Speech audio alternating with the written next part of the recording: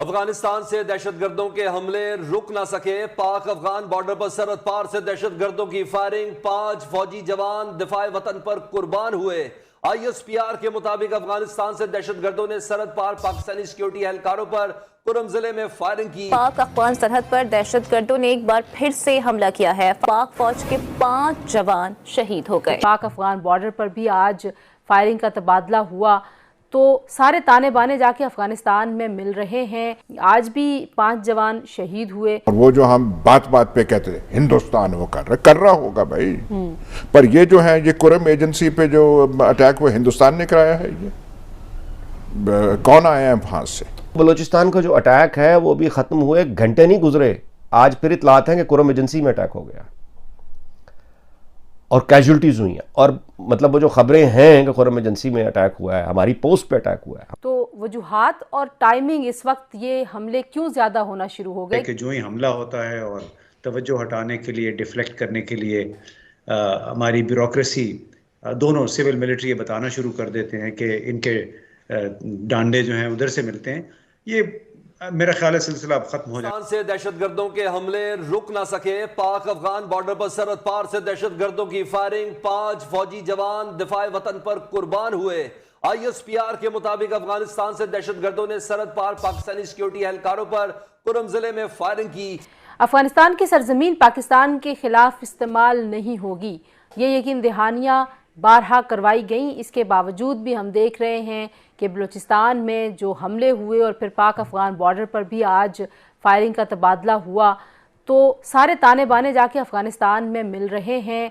आज भी 5 जवान शहीद हुए और जो हमारे फ़ौजी जवान अफसरान जिस तरीके से कुर्बानियाँ दे रहे हैं, दहशतगर्दी के ख़िलाफ़ एक तवील जंग हमने लड़ी, वो जंग हमने जीती, लेकिन हालिया हमलों के बाद फिर से बहुत सारे खदशात सर उठा रहे हैं। बुरी हुकूमत वहाँ पर TTP और दीगर जो अनासर पाकिस्तान के साथ दुश्मनी कर रहे हैं उनको रोकने में अब तक नाकाम रही है। और फिर 2021 के बाद से अब तक हम कई हमले देख चुके हैं। अभी जो बलूचिस्तान में पंजगूर और नौशकी में हमले हुए वो बड़े हमले थे, बहुत बड़ी प्लानिंग के साथ किए गए, और वज़ीर दाखिला ने और दीगर हुकाम ने इस बात की तस्दीक की कि इन हमलों के लिए सहूलतकारी अफ़गानिस्तान और भारत से हासिल थी।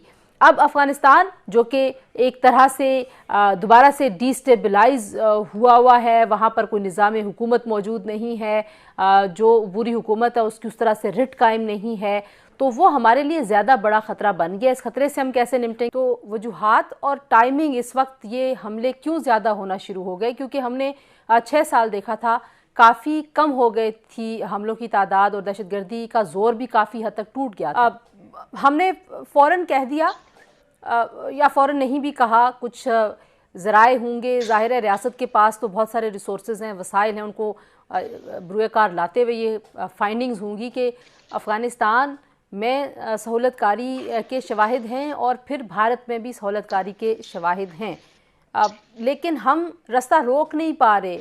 हमारी कोऑपरेशन भी है, हमारा बहुत ज़्यादा ताउन भी है, हम पड़ोसी भी हैं, हम उनकी मदद भी कर रहे हैं, फिर भी ये ताने बाने वहाँ जाके बार बार अगर मिलते हैं तो किसका कसूर है? जी, बड़ा डर डर के सवाल किया तंजीला आपने। ये इसकी फॉर्मुलेशन बड़ी आसान है कि ये कोई, अव्वल तो बात है कि कोई हमारे लिए ख़बर नहीं है कि इन हमलों के डांडे दिल्ली से मिलते हैं या काबुल से मिलते हैं। ये तो बड़ी पुरानी कहानी है, क्योंकि आपको मालूम है अगर जिस किसी के साथ भी आपके ताल्लुकात अच्छे नहीं हैं वो तो मुसलसल कचोके लगाता रहेगा। तो लिहाजा ये जो एक तरीक़ाकार बन गया है कि जो ही हमला होता है और तवज्जो हटाने के लिए, डिफ्लेक्ट करने के लिए हमारी ब्यूरोक्रेसी, दोनों सिविल मिलिट्री ये बताना शुरू कर देते हैं कि इनके डांडे जो हैं उधर से मिलते हैं। ये मेरा ख्याल है सिलसिला अब ख़त्म हो जाना चाहिए। क्यों मैं ये बार बार लफ्ज़ इस्तेमाल करता हूँ? इसलिए कि इनको अंदाज़ा नहीं है कि पाकिस्तान किस क्राइसिस से गुजर रहा है। ये बलूचिस्तान में जो अटैक हुए हैं ना, ये अगर कोई संजीदा लोग बैठे होते ना, पाकिस्तान का इक़्तिदार जिनके, यानी हुकूमत अगर कोई संजीदा होती तो उनकी नींदें उड़ जाती। यानी वो सिर्फ और सिर्फ बैठ के ये कहते कि ये क्या हुआ है। ये बहुत कोऑर्डिनेटेड, बड़ा, इसको जितना मर्जी आप डाउन प्ले कर दें, अंडर प्ले कर दें, ये बहुत प्रोफेशनल अटैक था जिसने एंगेज किया है, घंटों के लिए नहीं, दिन रात और दिन। इतने तवील अरसे के लिए एक प्रोफेशनल आर्मी को एंगेज कर लेना, और वो हुकूमत है वो कह रही है हम चीन गए थे, हमारी तो बड़ी इज्जत हो गई, यानी कमाल है। और वो बलूचिस्तान का जो अटैक है वो भी खत्म हुए घंटे नहीं गुजरे, आज फिर इतलात हैं कि कुरम एजेंसी में अटैक हो गया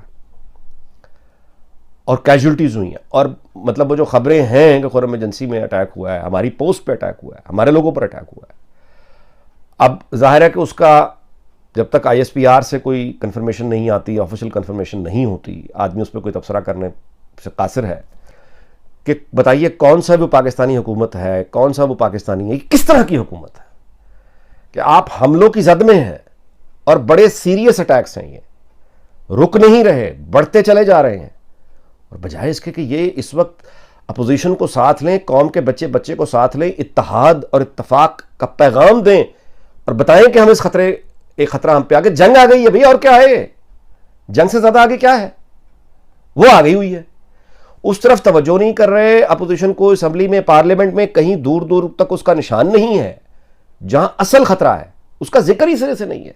आपका मुल्क हमलों की जद में है, इकट्ठा करके बिठाइए सबको और कहें कि इस वक्त इख्तलाफात को छोड़ो, भूल जाओ, आओ मिलकर काम करें, आओ मिलकर दिफा करें, हमें एक होना है। वो तो नहीं रुक रहे।